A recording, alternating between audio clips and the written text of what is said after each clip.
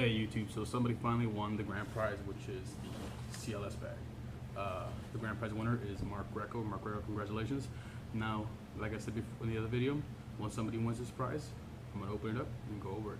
Alright everybody, let's see what's in the bag. Alright YouTube, here it is. So let's look over this bag. So I've already opened it. As you can see, there's three compartments, well, 3.5. First compartment is what I like to call the air control. So right here we have a pocket mask, pair of shears. These are infinitely invaluable. Then we have an NPA that goes inside your nose, followed by an OPA that goes inside your mouth. And that's pretty much what you have in your airway pocket right there. So I'm gonna put it all back, and we're gonna go to the next pocket. So let's see. So as soon as my clumsy hands figure out a way to put everything back in proper order.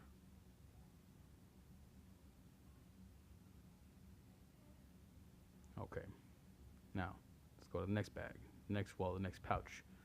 So compartment number 2. This is what I call tools and bleeding control.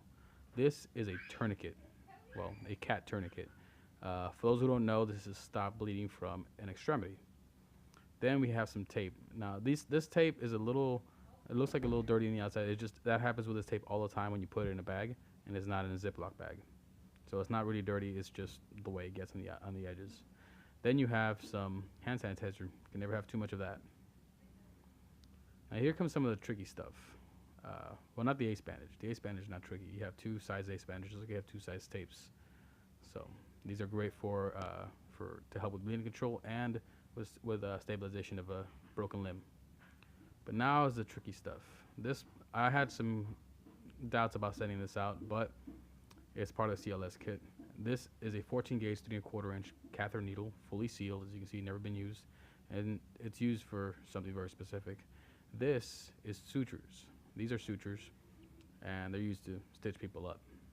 Once again, I had my doubts about sending this, but you could buy this on Amazon, these two, and well, I'll show you how to use these in a later video. Remember, me showing you how to use these and you receiving these items from me does not give me giving you license to use this or do what you will with it. I won't be held responsible for anything done with these items when you receive them, or if you see the video and you have the items yourself.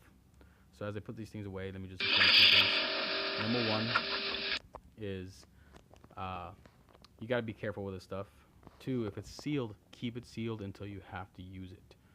Don't pull it out unless you have extras and you're just planning on practicing on a dummy. And by dummy, I don't mean your best friend who's dumb enough to let you try on him.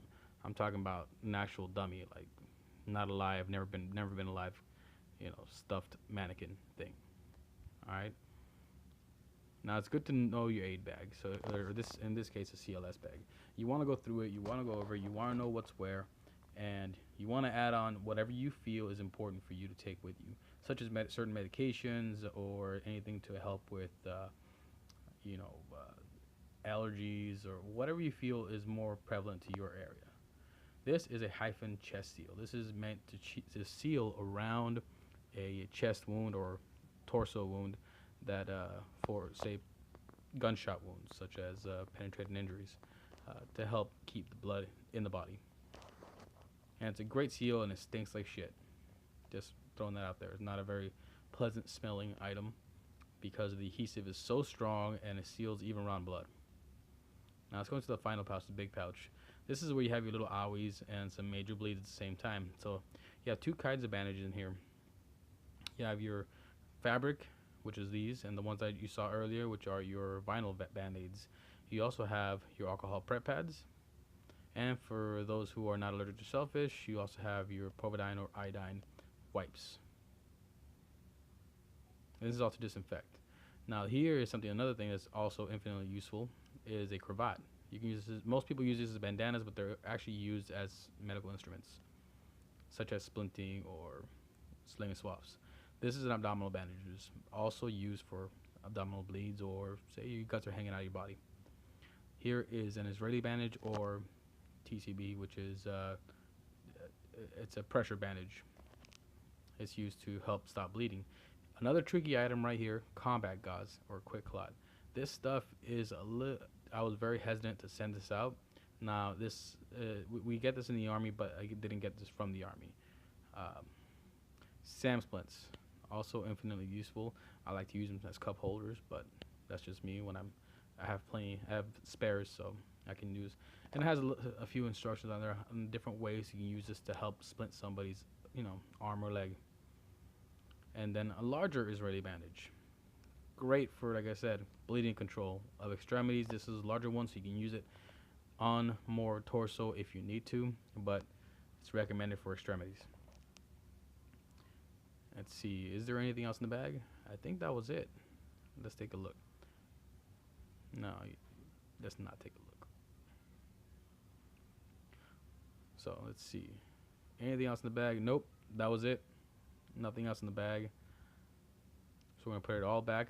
Now all these items, like I said, you want to know your bag. You want to know what's in it, especially when you take it out camping. Now I personally have a much bigger, a little more robust aid bag that I take with me when I go camping, or say I go to the range with my buddies. I always take my aid bag, my personal aid bag, and we've used it in the field before. Uh, I really wish I could have gotten some footage and showed you guys a real life use of this. Now here's a tricky thing about combat gauze. It's special. It doesn't just say combat just to be cool. It is a special gauze. It's impregnated with a clotting agent. That's why it says quick clot on top. So it's a breathing hazard. You don't want to put that near your face or eyes. It'll burn and it could cause some serious damage. So this is to be used a very specific way. You should never ever open a packet of combat gauze, at least the real combat gauze, unless you have to use it. There are some trainer gauze ones, right? Yeah, you don't open the packet.